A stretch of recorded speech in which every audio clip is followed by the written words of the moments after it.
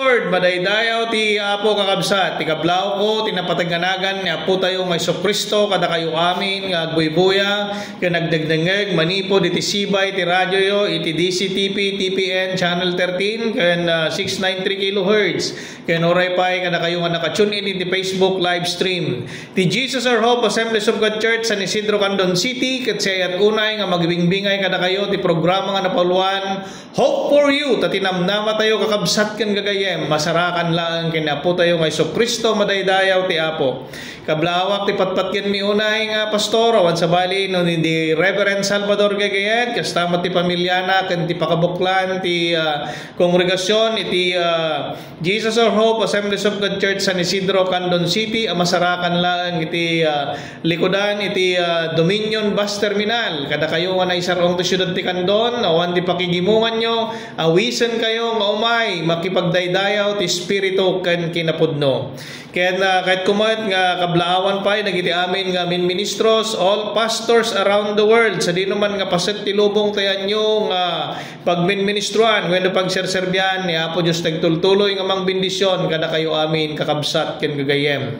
Pagyamana kita nga bigat, nagiti master control tayo, gawan sa bali, no di da engineer Dennis Abilianar, ken ni Sir Joe Maria Bab, nembag nga bigat yo kakabsat. Kahit kumat ngayib ka, iti laos unay nga panagyaman, kadagiti na ayat unay nga sponsors tayo, iti panagpatuloy, iti panakay kasaba, ken panakaiwaragawag, ti Banghelyo ti Diyos, ket kararagmi nga kanayon, nga ni Apo Diyos nagtultuloy, nga mang bendisyon, kada kayo kakabsat, ken gagayem.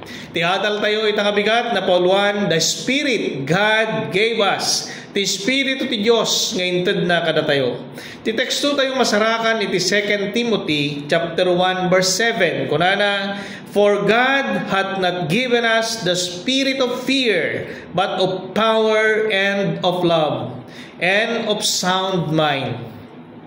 Bendito nga Diyos, amami nga nasantuan, Apo, itantanok mi, tinapatag-unay nga nagan mo. Madaydayaw ka o Diyos, iti amin nga gundaway, iti panagbiag mi. Agyamanak, Apo, iti daytoy nga gundaway, nga inted mo kanyak, tapno ti kasta, ket ibingay ko dagiti sasaom. Ilingad nak kumay ti cross mo, ket idalan nak ti Espiritu Santo. O Diyos, amami nga nasantuan, limitado lang, Apo Diyos, iti panakamok, ngayon babaen iti pamulot mo, makapagsarita at kuma, kadagiti amin nga banbanag, nga makapatibker, maka-inspirar, maka-inspire, Apo Diyos, kadagiti amin nga agdengag, tapno ti kasta katagtultuloy ng agyaman, agdaydayaw, ka nagserbiken ka. O Diyos, amami nga nasantuan, bendisyonam kumadagiti saom, nga may patayap itang abigat.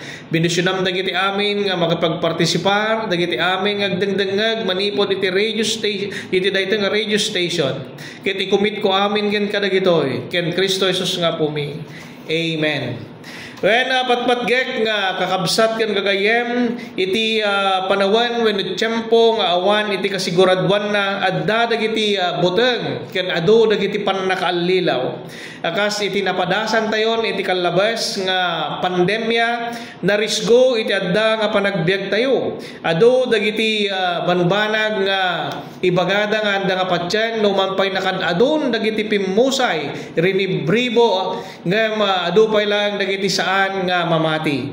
Ket iti daydi nga panawan kasla makita tayo nga natengel iti oras tayo. Ket kasla kanibusanan iti sangalubungan. Ket may palagip kumakada tayo no anya wenno siya sinno tayo. No anya ti relasyon tayo kini Apo Dios. Ken no anyamat iti napateg nga inted na iti panagbiag tayo. Manipod iti nagpamati tayo ken kuana, idinsuko tayo ti biag tayo ken kuana. Ket may nga karina dita, ket iso iti panangted na iti biag tayo ngagnanayon. Ni Apostol Pablo ipalpalagip na kini Timoteo dagiti pasamak kadagidi nga panawan nga isuna ket sumangsango ti adu nga pannakauyaw ken persecution. Ket ti Espiritu nga inted ti Dios kada tayo ket saan nga espiritu iti butang.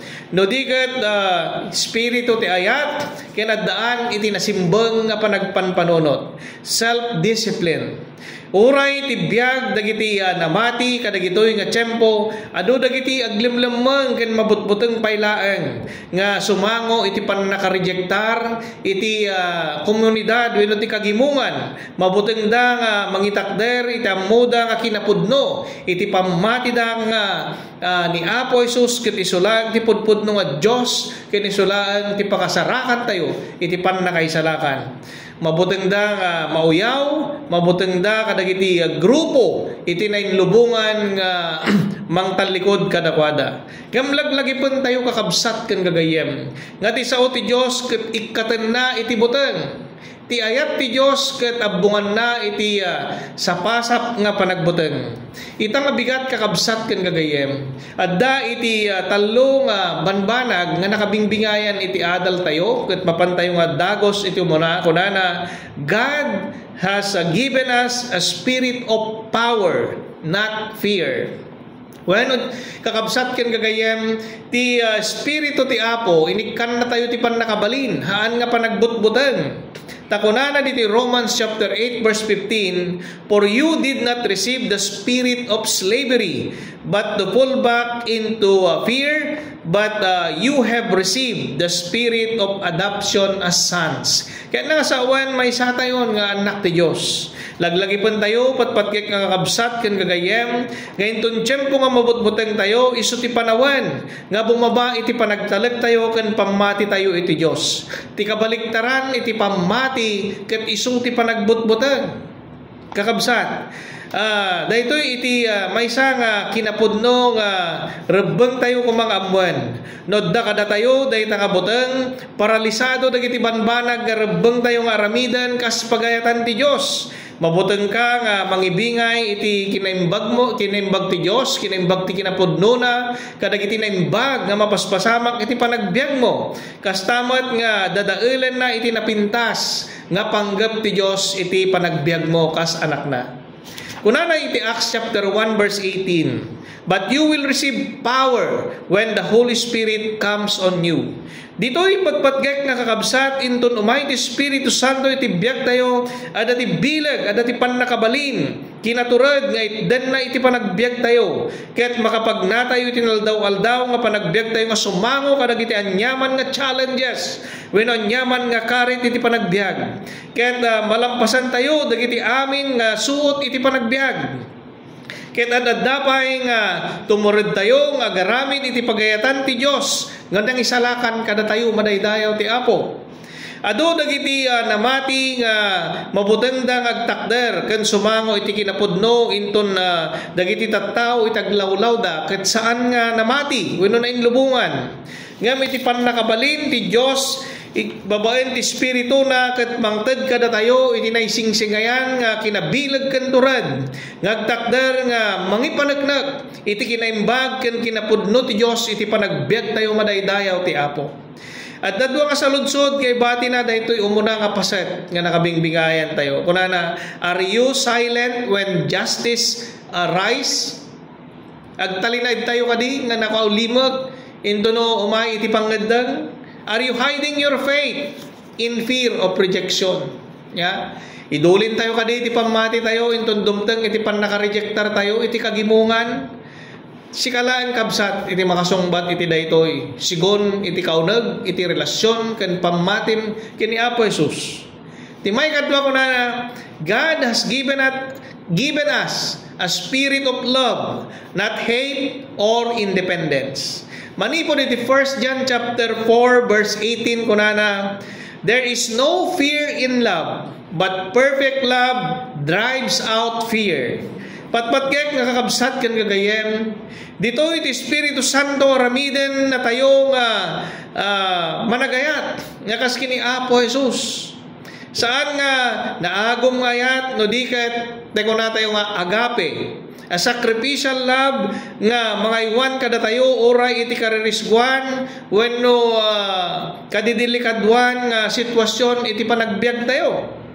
Adda iti panawen nga ni Apo Jesus ket sinagid na dagiti adalan dagiti addaan iti leproso nakipangan kadagiti managbasol ken nang pakpakawan kadagiti adu nga criminals Itang aldaw, kakabsat kan gagayem, kastamat ti kayat ti Diyos nga ramiden tayo kuma, managayat tayo kadagiti amin nga tattao, kang runaan kadagiti pada tayo nga namati.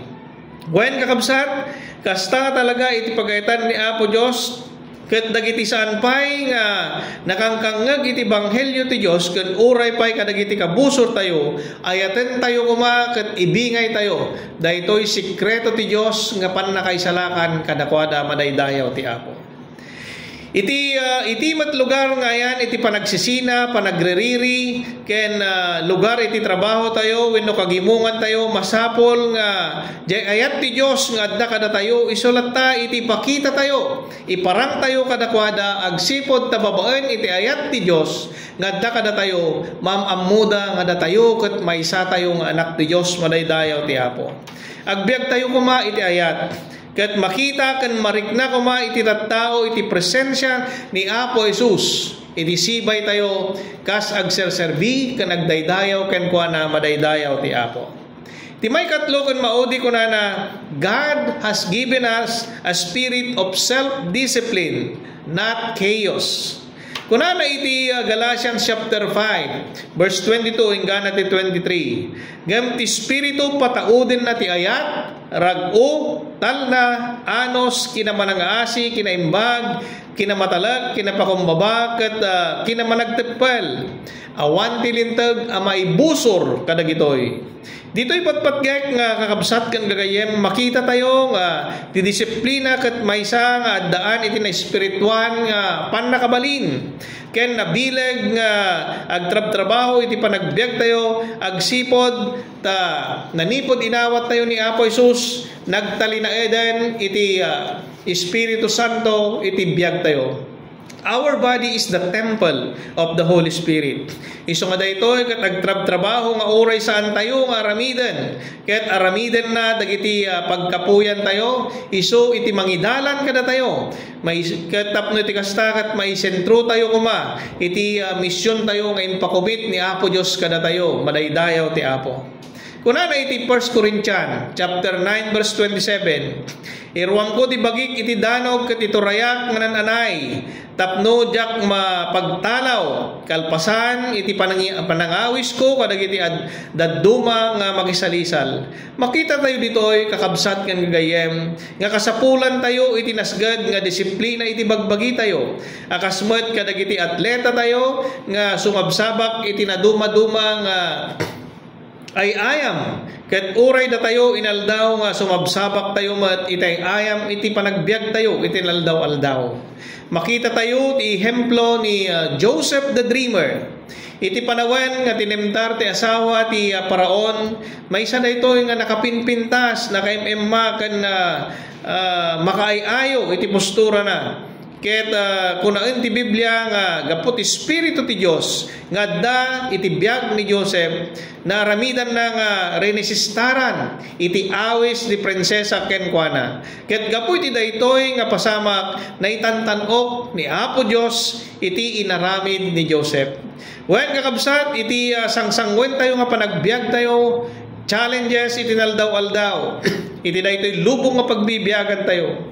Adu dagiti sulisog nga tayo ngay gagara wenno makita ket agduduma pa iti kalidad na sorsorwen tayo kung mga kankanayon itagkuna iti saan rejektaren tayo kung madagitoy nga tentasyon nga mangidalan kada tayo iti panagbasol. Disiplinahan tayo kuma iti bagbagi tayo iti panawen iti oras kadagiti aramid tayo nga mang distract kada tayo iti panagserbi tayo iti Dios. Dagiti panpanunot tayo masapol nga ammo tayo kuma nga ti Dios ket addalaeng iti sibay tayo. God is everywhere. God is omniscient. God is all present.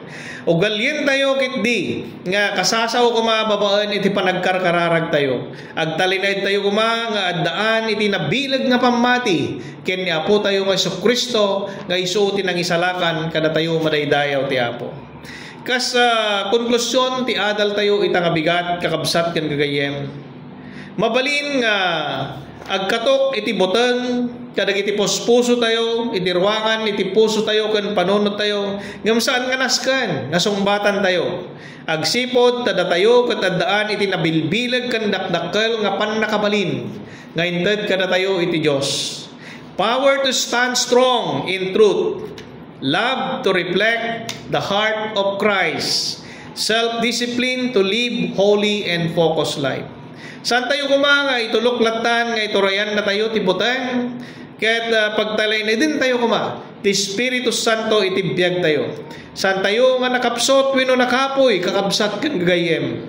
Kastamat nga saan tayo nga napukaw, agsipod, tananipod, nga insuko tayo, tibiyag tayo kini Apo Jesus. Ket awan tayo maten, iti pan nakabalin. Iti nyaman nga panakabalin ti basol. So daytoy nga biag tayo, daytoy ket isu iti templo ti Espiritu Santo. Ket agtrabaho kada tayo iti naldaw-aldaw. Itulok tayo nga kasta kakabsat. Ket reggatan tayo laeng itagpamati kinapo tayo nga Kristo. Nailangitan nga Diyos, amami nga nasantuan, nalpas manen, nga naikasabad, iti sasaong. Sapay lang o Diyos, tayo iti ababalaan nga panawan. Kat nakaadal da kuma, na-inspiraran da kuma, Apo Diyos, dagiti napabilag da kuma, dagiti amin nga nagipagpasat, iti daytoy nga gimong titangata. Sika kuma tagtultuloy, Apo, nga mang bendisyon kadakwada, mang sabot kadagiti kasapsapulan da, sika Apo ti mang ti solusyon, kadagiti amin nga problema da, babaan iti panagpamati da ken ka. Agasam idaw Diyos, agsipod tapat yan mga sika, ti kalayngan nga doktor. O Diyos, sa amin nga nasantuan, i-provide mo dagiti amin nga kasapsapulan mi, akas in karim, that you will supply all our needs through Christ Jesus. Apo Diyos, sa amin nga nasantuan, itultuloy mo kadi nga bendisyonan, da ito nga programa, da ito nga radio station, kan dagiti amin nga trabahador, iti da ito Apo nga opisina. Sika kumapo ti mangi-extend, kadakwada da ito nga bendisyon, oray pa'y kadagiti ayeten na tibiyag. Kastamat tinakinbagi, Apo, tultuloy mo nga bendisyonan. Ikararag kumat, Apo Diyos, dagiti sumarsarunupay, Apo, nga ramid mi nga pagdaydayaw, itang abigat. Apo, dagiti mga wanan tinamnama, ket numangeg da dagiti nga sasaom, sapay lang o Diyos, na mapabilig da, ket kumired da, nga bumangon, nga serbi, ka nagdaydayaw manenken ka o Diyos. Apo'y kumit ko amin kan kadagitoy, ket ti gloria dayaw ken panagyaman, kukamlaen. Itinagan ni Apo Jesus nga po mi. Amen. Patpatgek nga kakabsat ken kagayem, awisen kayo manen kadagiti sumarsarunupay nga radio broadcast iti every Sunday nagadjust ti oras tayon 7:15 to 7:30 kakabsat iti oras tayo. Ket tigayem kan kabsat yo Brother Eli Villanueva pumakpakada manen kada kayo. May God bless us all.